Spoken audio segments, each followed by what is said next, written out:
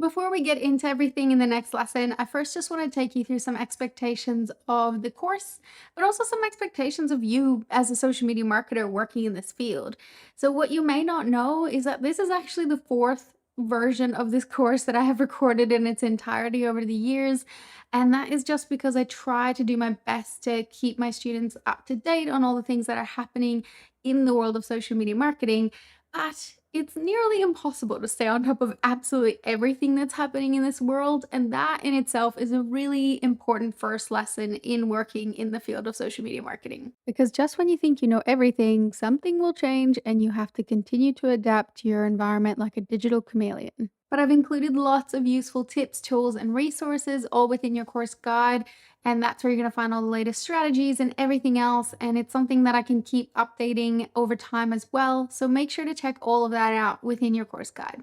So please go ahead and download the course guide from the projects and resources section of the course. This guide contains all of the tools and resources we will talk about throughout the course and many additional ones as well. This is where you'll also find a breakdown of the course lesson structure, which will really help you if maybe you want to break down your learning sessions into chunks, because let's face it, we're all incredibly busy, so you'll know exactly where each section of the course ends and the next one begins. All of the custom templates I've created for you guys that we'll be using throughout this course are also accessible in your course guide, as well as the template for your course project, in which you'll be choosing a business and analyzing their social media presence and providing recommendations for how they can improve based on all the tips that you've learned throughout this course. You will then be able to submit your project for feedback from me, so that by the time you're out there working with paying clients, you will already be super confident that you know your stuff and you're ready to kill it.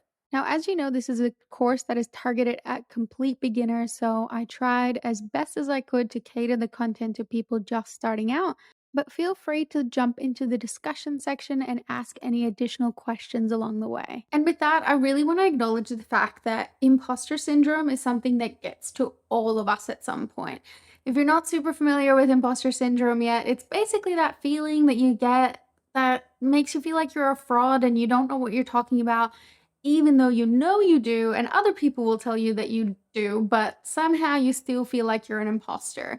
And nowhere is that more prominent and in your face at all times than it is on social media. It's easy to look at people on Instagram living their fabulous lives, allegedly making six figures while they sleep.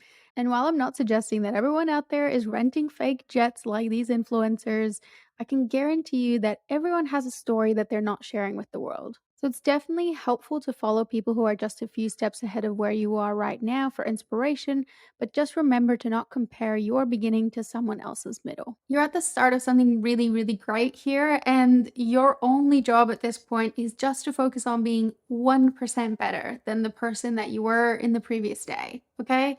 So I want you to remember that as you go into the rest of the course. And now, if you're ready, let's get into it with the next lesson. So I'll see you there.